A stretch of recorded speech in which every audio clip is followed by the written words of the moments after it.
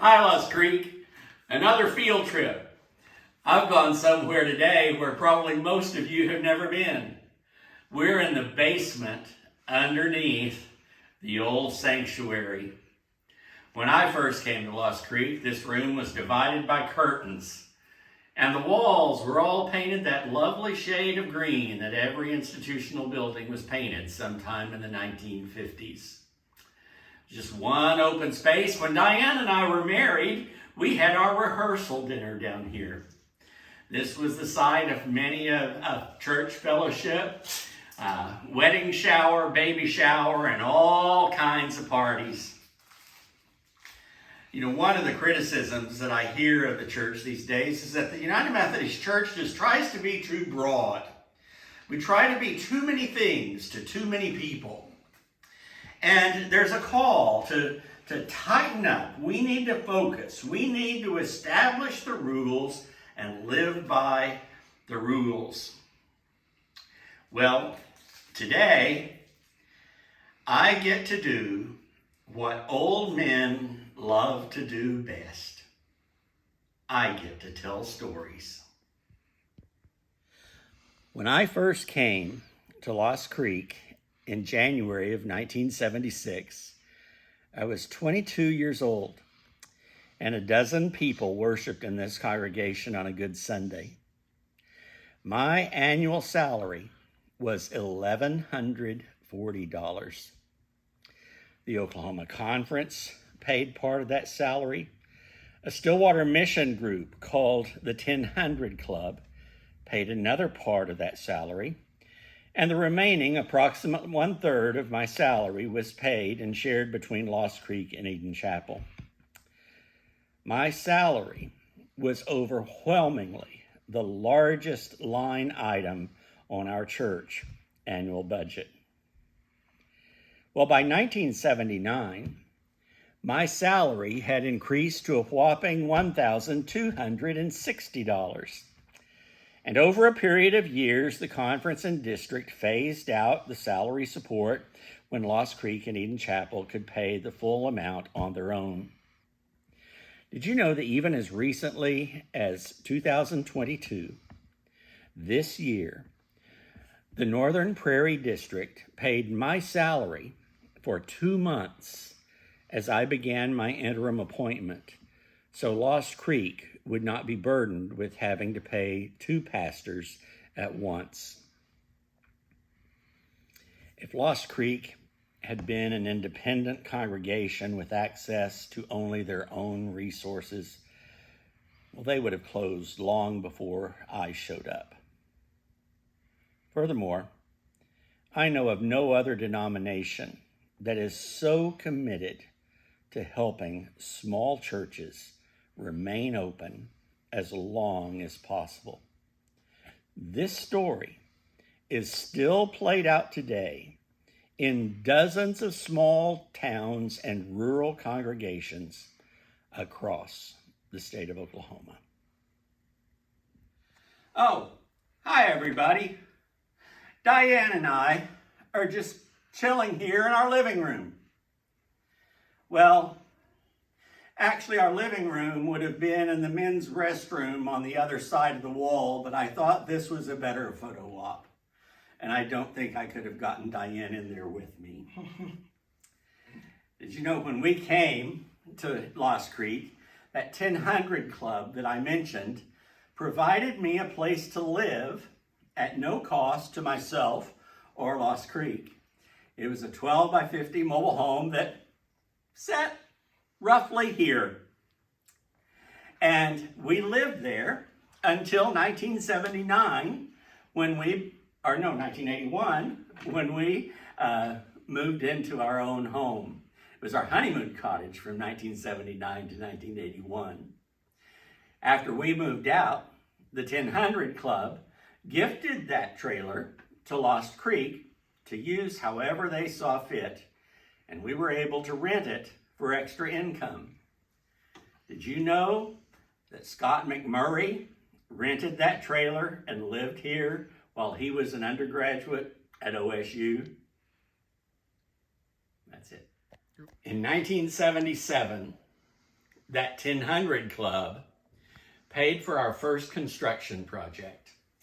The installation of our first bathroom in the building. The installation of finally running water into the building. And a hot water tank. Part of that construction project was this space here, about 7 feet by 10 feet.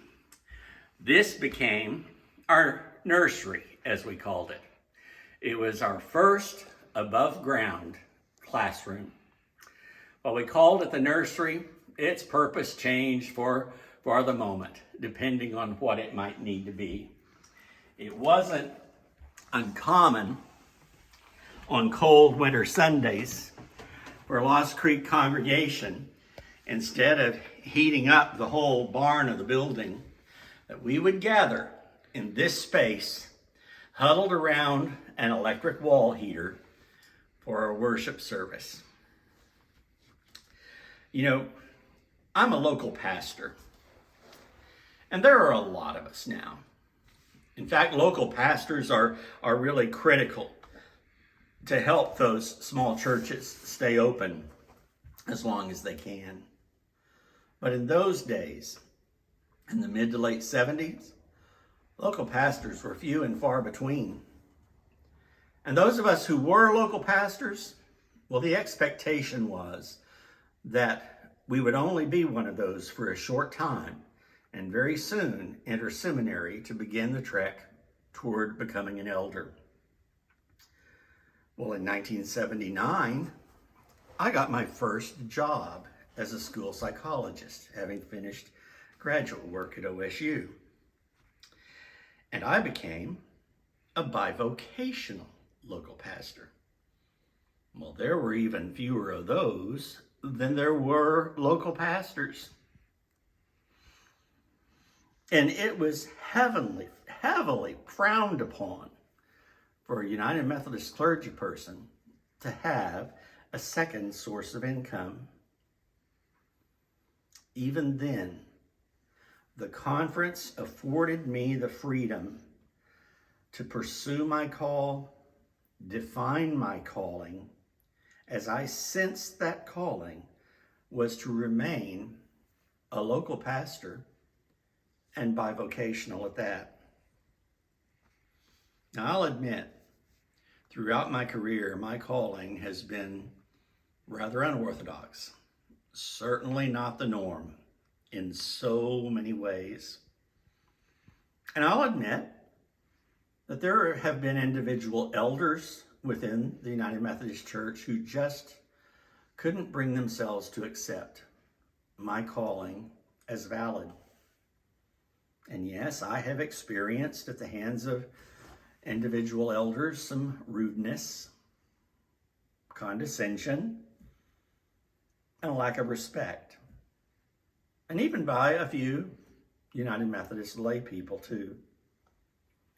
But I will testify that from day one, the district superintendents, the district committee on ministry, conference officials, and even bishops have encouraged me and supported me to live out and pursue my calling and fulfill my ministry.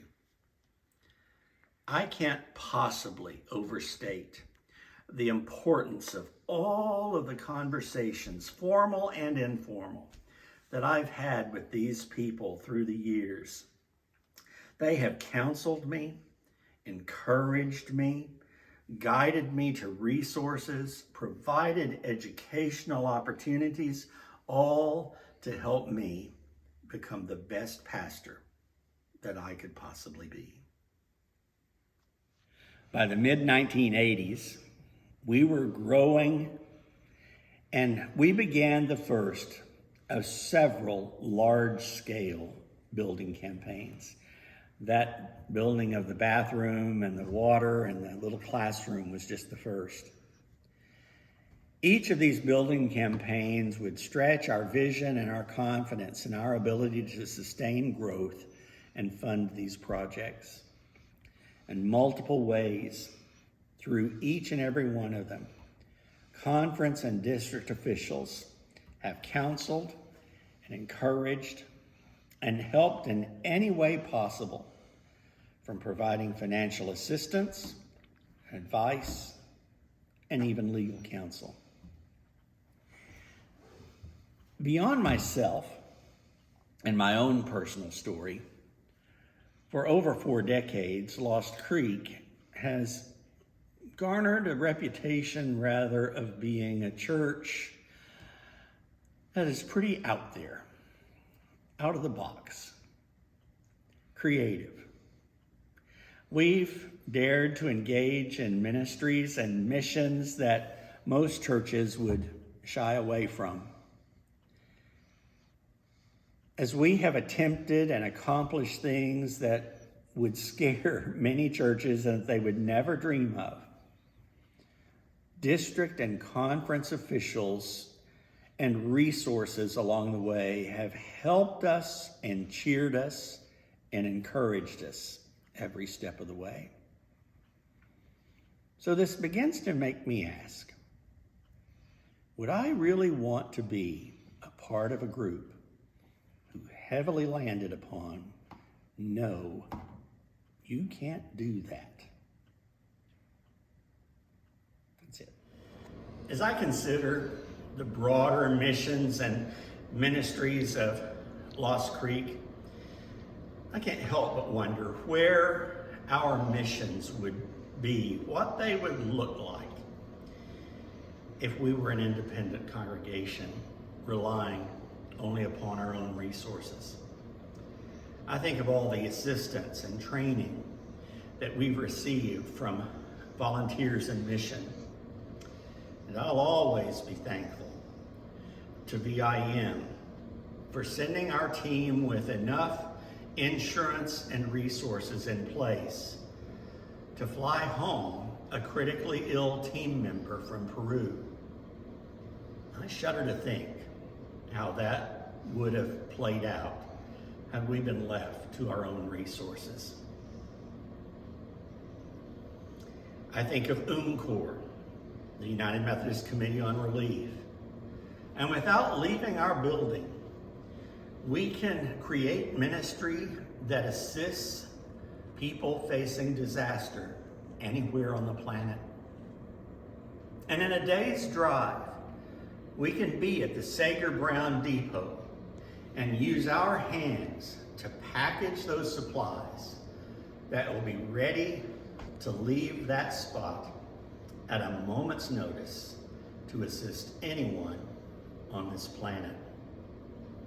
I think of the conference camping program and the structure for that has blessed and taught so many of our children, youth, and adults, and allowing so many of us to have leadership roles in the youth force ministries during those particular years. I think of the Nomads and their incalculable contribution to bringing Oak Park back to life.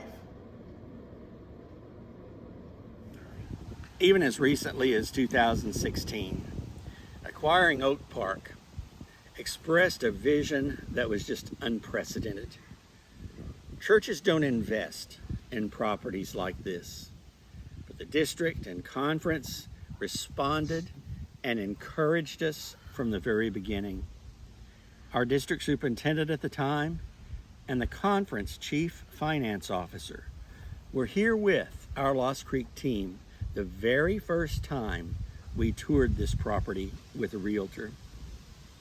Since then, they've been working to find a proper niche for Oak Park within the available camping and retreat facilities in the Oklahoma Conference. As recently as a couple of weeks ago, Bishop Nunn and the Oklahoma Cabinet enjoyed Oak Park at their annual retreat.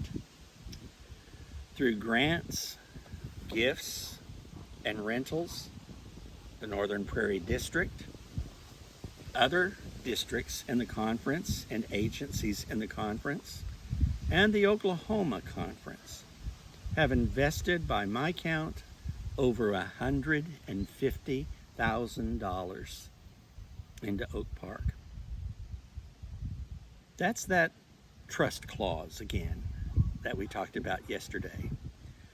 The idea of shared ownership and ministry partnership that I talked about day before yesterday.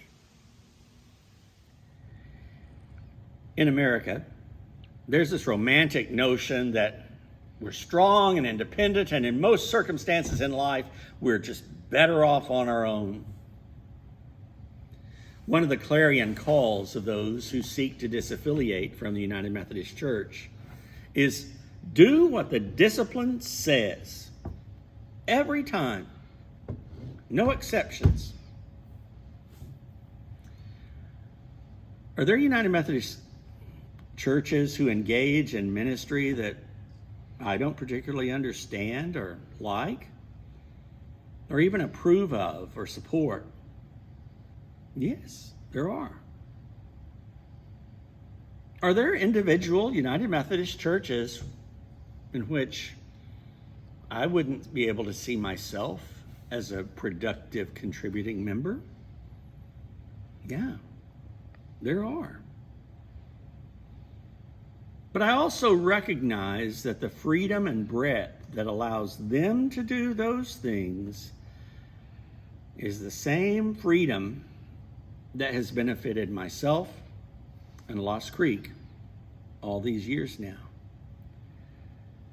As I reflect on my history as a local pastor, I know that I have benefited from times when the powers that be chose to tread lightly with the discipline to allow me to fulfill my calling. Long ago, we made peace with the reality that Lost Creek just wasn't everybody's cup of tea. And that was okay, as long as we were being faithful to who we thought God was calling us to be. And I'm thankful for those wise leaders who sensed the Spirit's movement among us and chose to tread lightly with the discipline.